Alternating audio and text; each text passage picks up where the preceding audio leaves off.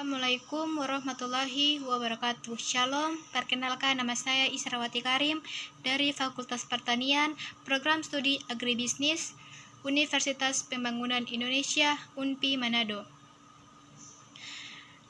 Baiklah, pada kesempatan kali ini saya akan memaparkan materi tentang biologi, yaitu tentang sel virus, sel prokariotik, dan sel eukariotik. Pertama-tama, apa itu biologi? Biologi atau ilmu hayat adalah kajian tentang kehidupan dan organisme hidup, termasuk struktur, fungsi, pertumbuhan, evolusi. Secara umum, seluruh cabang keilmuan biologi disatukan oleh konsep dasar yang mengatur semua penelitian biologi tentang konsep tentang sel, gen, dan evolusi. Apa itu sel? Sel merupakan kumpulan materi paling sederhana yang dapat hidup dan merupakan unit penyusun semua makhluk hidup. Pengertian virus. Apa itu virus? Virus termasuk bagian dari mikroorganisme. Dinamakan bagian dari mikroorganisme karena merupakan makhluk hidup dengan ukuran hanya beberapa mikro atau mungkin lebih kecil dari itu. Virus merupakan organisme parasit yang mana ia membutuhkan inang untuk bertahan hidup. Virus harus menemukan inang untuk bereproduksi. Struktur tubuh virus. Secara umum, struktur tubuh virus terdiri atas 4 bagian utama, yaitu kepala, isi tubuh, ekor, dan kapsid. Pengertian sel prokariotik. Sel prokariotik merupakan tipe sel yang tidak memiliki sistem endomembran, sehingga sel tipe ini memiliki materi inti yang tidak dibatasi oleh sistem membran. Fungsi dinding sel prokariotik yaitu sebagai pelindung, pengatur pertukaran dan zat reproduksi, sedangkan membran dalam merupakan bagian penutup yang paling dalam. Membran plasma bakteri mengandung enzim, oksida, dan respirasi. Pengertian dan struktur dan fungsi sel eukariotik. Pengertian sel eukariotik. Sel eukariotik merupakan bagian yang ada pada makhluk hidup. Seluruh makhluk hidup pasti memiliki sel yang ada dalam tubuh. Dalam tubuh manusia terdapat sebuah organel yang memiliki bentuk, struktur, ukuran, dan fungsi yang berbeda. Fungsi sel eukariotik. Fungsi sel eukariotik adalah untuk mengontrol jalannya protein, berfungsi sebagai pengendalian metabolisme sel, dan menyimpan informasi DNA. Membran plasma atau hubungan antar sel. Pengertian membran sel. Membran sel ialah sebuah fitur yang sangat umum yang dimiliki oleh semua jenis sel yang berupa lapisan antarmuka yang bisa disebut dengan membran plasma. Lapisan ini berguna untuk memisahkan sel dengan lingkungan di luar sel, terutama untuk melindungi inti sel dan sistem kelangsungan hidup yang bekerja di dalam sitoplasma. Fungsi membran sel. Salah satu fungsi dari membran sel ialah untuk melindungi bagian sel yang terletak di bagian yang lebih dalam atau sebagian pembatas antar sel, isi sel dengan bagian luar sel. Selain itu pula, membran sel ini sangat bermanfaat untuk memperkokoh sel dan mencegah sel agar sel tersebut tidak pecah. Struktur membran sel. Secara umum, struktur membran sel terdiri dari beberapa komponen penyusun, yakni sebagai berikut: lipoprotein, glikoprotein, glikopid, dan 2 lapis fosfolipid. Lipoprotein gabungan antara lemak dan protein. Glikoprotein merupakan senyawa karbohidrat yang berkaitan dengan protein. Glikopid merupakan senyawa karbohidrat yang berkaitan dengan lipid. Fosfolipid gabungan antar lemak dan fosfat yang bersifat hidrofilik dengan ujung polar larutan dalam air. Struktur dan fungsi organel Re. Sama seperti manusia, suatu sel juga mempunyai suatu sistem berupa jalan-jalan kecil yang mana jalan-jalan tersebut sebenarnya adalah suatu pembuluh yang seringkali disebut dengan retikum endoplasma. Secara umum, retikum endoplasma memiliki fungsi untuk menghasilkan, mengedarkan, serta menyimpan produk-produk sel, menampung protein yang telah disintesis oleh ribosom untuk disalurkan ke dalam kompleks Golgi, dan untuk transportasi molekul dari bagian sel yang satu ke bagian yang lain. Struktur dan fungsi retikum endoplasma. Struktur retikum endoplasma. Retikum endoplasma adalah sebuah organel sel yang berbentuk anyaman, membran yang rumit seperti jala. Disebut retikum endoplasma karena organel ini terletak pada daerah endoplasma, yaitu sitoplasma bagian dalam. Fungsi dari retikum endoplasma kasar. Retikum endoplasma kasar memiliki beberapa fungsi untuk kelangsungan hidup suatu sel. Fungsi tersebut seperti untuk mensintesa protein yang hendak disekresi. Fungsi dari retikum endoplasma halus. Untuk retikum endoplasma halus memiliki beberapa fungsi seperti halnya retikum endoplasma kasar. Beberapa fungsi tersebut seperti untuk mensintesa protein yang tidak lagi disekresi. Fungsi organel badan Golgi. Pengertian badan Golgi.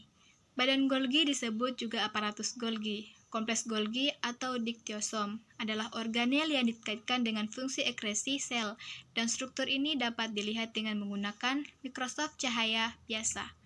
Organel ini terdapat hampir di semua sel eukariotik dan banyak dijumpai pada organ tubuh yang melaksanakan fungsi ekresi, misalnya ginjal. Sedangkan sel tumbuhan memiliki hingga ratusan badan Golgi. Badan Golgi pada tumbuhan biasanya disebut diktiosom. Struktur badan Golgi. Struktur badan Golgi berupa berkas kantung berbentuk cakram yang bercabang menjadi serangkaian pembuluh yang sangat kecil di ujungnya. Karena hubungannya dengan fungsi pengeluaran sel amat erat, pembuluh mengumpulkan dan membungkus karbohidrat serta zat-zat lain untuk diangkut ke permukaan sel. Badan Golgi dibangun oleh membran yang berbentuk tubulus dan juga vasikula. Dari tubulus dilepaskan kantung-kantung kecil yang berisi bahan-bahan yang diperlukan seperti enzim-enzim pembentuk dinding sel. Fungsi badan Golgi. 1. Membentuk kantung vasikula untuk sekresi terjadi terutama pada sel-sel kelenjar kantung kecil tersebut, berisi enzim dan bahan-bahan lain. 2. Membentuk membran plasma. Kantung atau membran Golgi sama seperti membran plasma.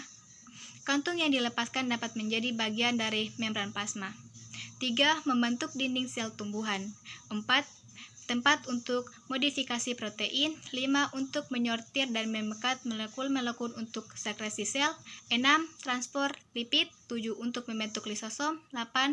Membentuk akrosom pada spermatozoa dan yang berisi enzim untuk mencegah dinding sel telur. Struktur dan fungsi organel lisosom dan badan mikro. Lisosom adalah organ di dalam sel yang berfungsi mencerna senyawa seperti karbohidrat dan protein. Untuk menjalankan fungsi tersebut, lisosom membutuhkan enzim tertentu. Fungsi lisosom. Fungsi utama lisosom adalah untuk pencernaan intrasel. Materi yang dicerna oleh lisosom dapat berasal dari luar sel atau dari dalam sel itu sendiri. Pencernaan intrasel selalu terjadi di dalam lisosom. Enzim hidrolitik tidak pernah keluar dari dalam lisosom sehingga pencernaan berlangsung optimal. Struktur lisosom. Pengamatan dengan mikroskop elektron menunjukkan bahwa membran lisosom memiliki membran dengan tebal 9 nm, lebih tebal dari membran mitokondria. Membran lisosom memiliki kemampuan untuk berfusi secara selektif dengan membran sel yang lain, seperti fusi yang terjadi antar membran lisosom dengan fagosom atau endosom selama pencernaan intrasel. Badan mikro. Apa itu badan mikro? Menurut Travon Juston tahun 2011, yang dimaksud dengan badan mikro atau mikrobody adalah organel yang berbentuk dari lipid dan protein yang bersifat oksidatif serta enzim-enzim lainnya. Badan mikro berbentuk bulat, memiliki membran dan berisi kristal protein. Badan mikro ini letaknya tersebar di sitoplasma. Ada dua macam badan mikro, yaitu peroksisom dan glikoksisom. Fungsi badan mikro. Badan mikro memiliki fungsi antara lain, yaitu melindungi organel sel dari senyawa yang bersifat racun berupa H2O2 pada sel tumbuhan, peroksisom berfungsi dan sintesis glisin dan serin peroksisom juga berperan dalam perubahan lemak menjadi karbohidrat dan perubahan purin dalam sel. Struktur badan mikro. Badan mikro memiliki bentuk agak bulat dengan diameter sekitar 0,5 mm hingga 1,5 mm, diselimuti membran tunggal serta berisi enzim katalase dan oktidase. Organel ini dihasilkan dari retikum endoplasma dan tidak memiliki struktur dalam. Penyebaran badan mikro. Badan mikro merupakan organel yang dapat ditemui tidak hanya pada sel hewan, melainkan juga sel tumbuhan. Sekian pemaparan materi dari saya, semoga bermanfaat bagi kita semua.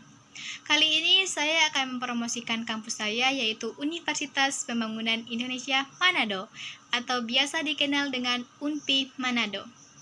Bagi kalian yang ingin melanjutkan pendidikan perkuliahan tapi masih bingung mau masuk kampus apa dan di mana, dan mau mencari kampus yang terjangkau dan fasilitas yang memadai namun dengan tenaga pendidik yang profesional, ayo bergabung bersama kami di Universitas Pembangunan Indonesia Manado.